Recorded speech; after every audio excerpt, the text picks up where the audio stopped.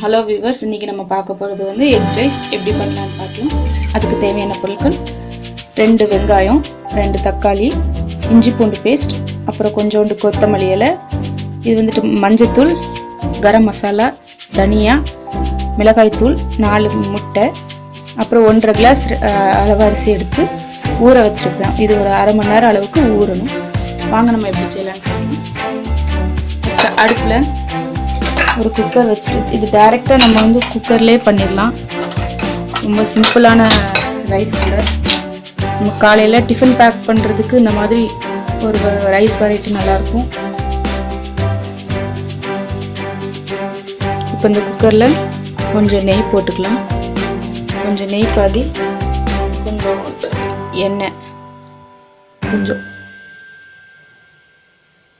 இந்த அளவு போதுமானது.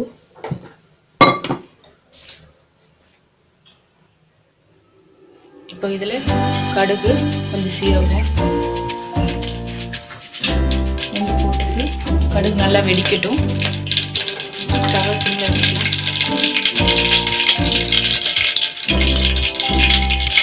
இதில் வெங்காயம்,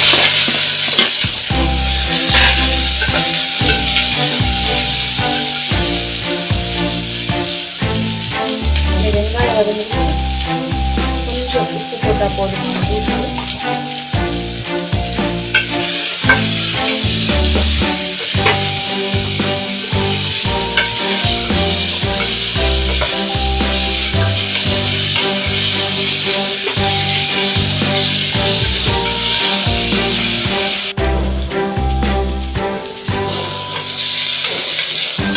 பார்த்தீங்களா, நல்லா அந்த ஆனியன்ஸ் நல்லா கலர் சேஞ்ச் ஆகிருக்கு. இந்த டைமில் நம்ம வந்துட்டு ஜிஞ்சர் கார்லிக் பேஸ்ட் 1 டீஸ்பூன் அளவு போட்டுக்கணும். தக்காளி போடுறதுக்கு முன்னால் எனக்கு ஜிஞ்சர் கார்லிக் பேஸ்ட் போடணும். ஏன்னா தக்காளி போட்ட பிறகு எதுவுமே வதங்காது. அதனால தான் ஆனியனையுமே நல்லா வதக்கிக்கணும், ஜிஞ்சர் கார்லிக் பேஸ்ட்டையுமே நல்லா வதக்கிட்டு அப்புறமா நம்ம தக்காளி சேர்த்துக்கலாம்.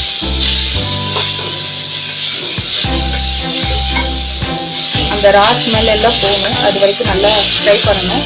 ஜிஞ்சர் கார்லிக் பேஸ்ட் போட்டதும் நல்லா கிண்டிகிட்டே இருக்கணும். ஏன்னா அது வந்துட்டு அடி பிடிச்சிடும் விட்டோம்னா. அதனால நல்லா ஃப்ரை பண்ணி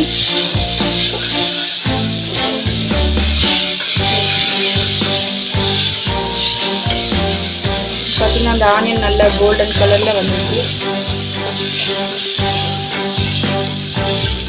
இந்த டைமில் நம்ம வந்துட்டு 2 கப் அளவு தக்காளி, நம்ம ரைஸ்க்கு ஏற்றாப்புல தக்காளியோட அளவு, வெங்காயத்தோடைய அளவு கூட்டி குறைச்சிக்கலாம். நான் இப்போ வந்து ஒரு 2 கப் ரைஸ், அதனால் வந்துட்டு எல்லாம் 2 எடுத்துருக்கேன்.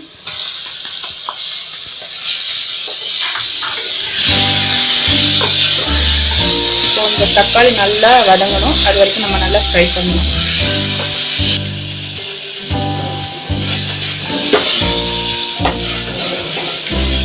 இப்போ பார்த்தீங்கன்னா ஆனியன் நல்லா மேஷ் ஆகிடுச்சு. கொஞ்சம் நம்ம வச்சுருக்கோம் இல்லையா கொத்தமல்லியில், அதில் ஒரு பாதி போட்டுக்கணும். பாதி கார்னிஷிங் போட்டுக்கலாம். எதனாலன்னா இது இல்லைன்னாலும் பரவாயில்ல, பட் நல்ல ஒரு ஃப்ளேவர் கிடைக்கும். எல்லாருக்கும் கொத்தமல்லி எல்லாம் பிடிக்காதவங்க இதை விட்டுடலாம், ஒன்றும் கட்டாயம் கிடையாது. இது வந்து நம்ம மசாலா போடணும். மஞ்சத்தூள் மட்டும் இப்போதைக்கு சேர்த்துக்கலாம். கரம் மசாலா நம்ம லாஸ்ட்டில் எப்போவுமே சேர்ப்போம்.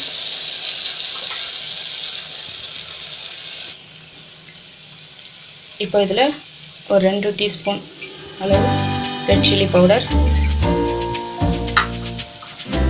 தனியா பவுடர் ஆட் பண்ணி நல்லா ஃப்ரை பண்ணணும்.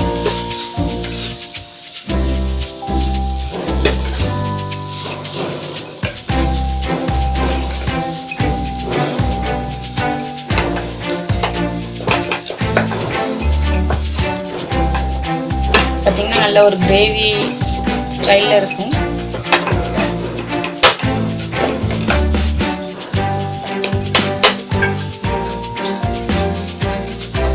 பார்த்தீங்கன்னா நல்ல ஒரு கிரேவி ஸ்டைலில் இருக்குது. இதை பாருங்க, நல்லா குக்கரில் ஒரு ஹாஃப் பகுதி ஒதுக்கிட்டு எக்கு 3 எக்கு வச்சுருக்கேன்.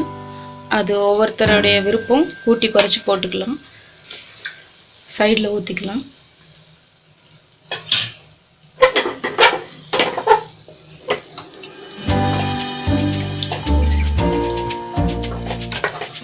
நிறைய எக் வேணுங்கிறவங்க கூட ஒன்று போட்டுக்கலாம், இல்லை கம்மியாக வேணும்னா கம்மியாக போட்டுக்கலாம். நான் செய்கிற அளவு பார்த்தீங்கன்னா ஒரு 2லேருந்து 3 பேர், தாராளமாக 2 பேர் நல்லா சாப்பிட்லாம். அந்த அளவு உங்கள் வீட்டில் உள்ளவங்களுக்கு ஏற்றப்ப நீங்கள் கூட்டி குறைச்சி எல்லாமே ஆனியன்லேருந்து ரைஸ் எக்லேருந்து எல்லாமே நீங்கள் கூட்டி குறைச்சி போட்டுக்கணும். இப்போ நம்ம இந்த எக்குக்கு தேவையான சால்ட் ஆட் பண்ணணும். பார்த்தீங்கன்னா உங்களுக்கு தெரியும் 2 போர்ஷனாக நான் வச்சுருக்கிறேன். எதுக்காக அப்படின்னா நம்ம அதோட சேர்த்து நம்ம இந்த எக்கை வதக்க முடியாது, அது சரியாக வதங்காது. அதுக்காக தான் ஸ்டவ்வை நல்லா ஹை ஃப்ளேம்லேயே வச்சுக்கலாம். நல்லா எக்கு உதிரியாக வந்த பிறகு நம்ம எல்லாம் மிக்ஸ் பண்ணிக்கலாம். இப்போ இந்த எக்குக்கு தேவையான அளவு சில்லி பவுடர் லைட் ஒரு பிஞ்ச் போதும், கொரியாண்டர் லைட்டாக போதும். ஏன்னா நம்ம எப்படியும் மிக்ஸ் பண்ணுவோம் மசாலாவோட, ஸோ ஆட்டோமேட்டிக்காக சேர்ந்துடும். இப்போ உங்களுக்கு பார்த்தீங்கன்னா நல்லா தெரியும் அந்த எக்கு நல்லா வெந்து வருது. ஹை ஃப்ளேமில் வேறு வச்சுருக்கோம், அதனால் அது வந்துட்டு அடியிலையும் பிடிக்கும். ஸோ நல்லா பார்த்து கிண்டிக்கோங்க.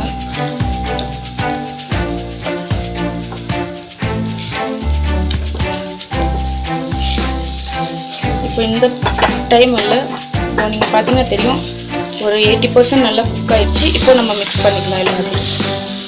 ஃபஸ்ட்டே நம்ம அந்த மசாலாவோட நம்ம எக்கு ஆட் பண்ணோம்னா அது ஒழுங்காக குக் ஆகாது. குக் ஆனாலும் நமக்கு அந்த எக்கோடைய டெக்ஸ்டர் வந்து நல்லா கிடைக்கும். ஸோ அதுக்காக தான் அந்த மாதிரி. இப்போ பார்த்தீங்கன்னா நல்லா தெரியும் உங்களுக்கு. இப்படி அடி பிடிச்சிருக்கேன்னு கவலை இல்லை.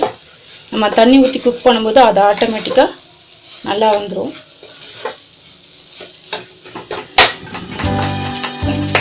ஸோ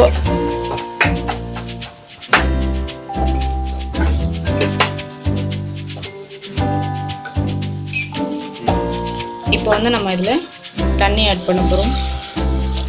1க்கு சேம் பாசுமதி அரிசி அந்த மாதிரினா 1க்கு 1.5 அந்த மாதிரி. நார்மல் அரிசியும் நம்ம யூஸ் பண்ணலாம், நல்லாவே இருக்கும், ஒன்றும் பிரச்சனை இல்லை. நம்ம டெய்லி ஆஃபீஸ்க்கு இல்லை ஸ்கூலுக்கு பேக் பண்ணும்போது நம்ம பாஸ்மதி ரைஸ் இல்லை ஜீரக சம்பா ரைஸ் யூஸ் பண்ண முடியாது. ஸோ நார்மலாக நம்ம வீட்டில் என்ன ரைஸ் குக் பண்ணுவோமே அந்த ரைஸை யூஸ் பண்ணலாம். ஸோ நானும் அந்த மாதிரி ரைஸ் டைப் எடுத்துருக்கேன், உங்களுக்கு பார்த்தீங்கன்னா தெரியும். ஸோ 1க்கு 2 அந்த விதத்தில் தண்ணி நான் எடுத்துருக்கேன்.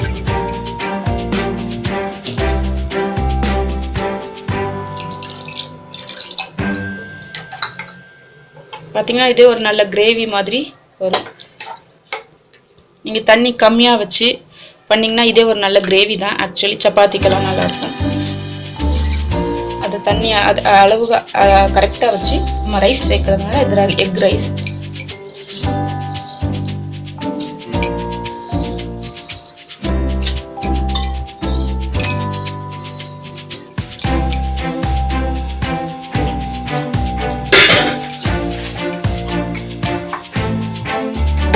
இப்போ இந்த ஸ்டேஜில் நம்ம இதுக்கு தேவையான அளவு உப்பு டெஸ்ட் பண்ணிக்கலாம், உப்பு போட்டுக்கலாம். ஏன்னா நம்ம இந்த ஸ்டேஜில் தான் நம்ம உப்பு செக் பண்ணிவிட்டு குக்கரை க்ளோஸ் பண்ணுறது கரெக்டாக இருக்கும். இதுக்கு பிறகு ரைஸ் ஆயிரும், அப்போது நம்ம உப்பு போட முடியாது. ஸோ இந்த ஸ்டேஜில் லைட்டாக நம்ம இந்த தண்ணி பார்த்திங்கன்னா உங்களுக்கு தெரியும். இந்த இதில் டேஸ்ட் பண்ணோன்னா அதை கொஞ்சம் அதிகமாக இருக்கிற மாதிரி தெரியும், பட் ரைஸ் வெந்தோடனே கரெக்டாகிடும். கொஞ்சம் கம்மியாக இருக்குது, இன்னும் கொஞ்சம் போட்டுக்கலாம். கரெக்டாக இருந்த மாதிரி இருக்கும், பட் கம்மியாக இருக்கும் ரைஸ் ஆன பிறகு. ஸோ கொஞ்சம் கறிக்கிற மாதிரி போட்டுக்கிட்டிங்கன்னா உங்களுக்கு கரெக்டாக இருக்கும்.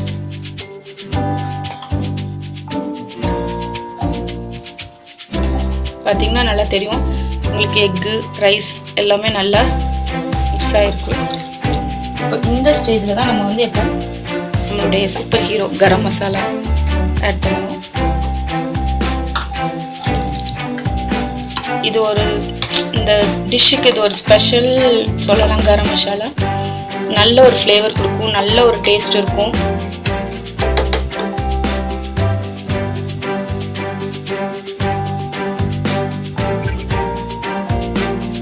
இப்போ இந்த இதில் கொஞ்சம் ரைஸ் உடையாமல் இருக்கிறதுக்கு கொஞ்சம் லெமன் பிழிஞ்சு விட்டுக்கலாம். கொஞ்சம் கொத்தமல்லி தழை போட்டுட்டு நம்ம குக்கர் வந்து க்ளோஸ் பண்ணிடுவோம்.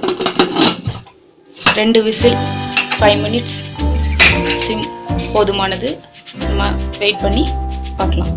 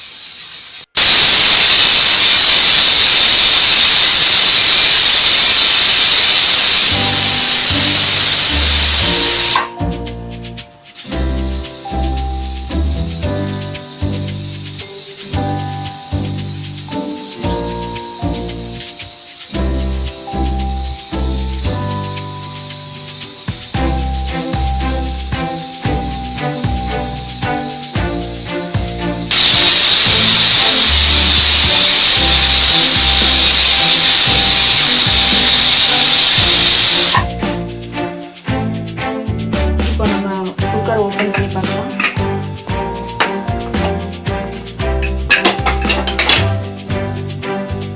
நல்லா நம்ம எக் ரைஸ் ரெடி ஆகிட்டு பார்த்தீங்கன்னா உங்களுக்கு நல்லா தெரியும்.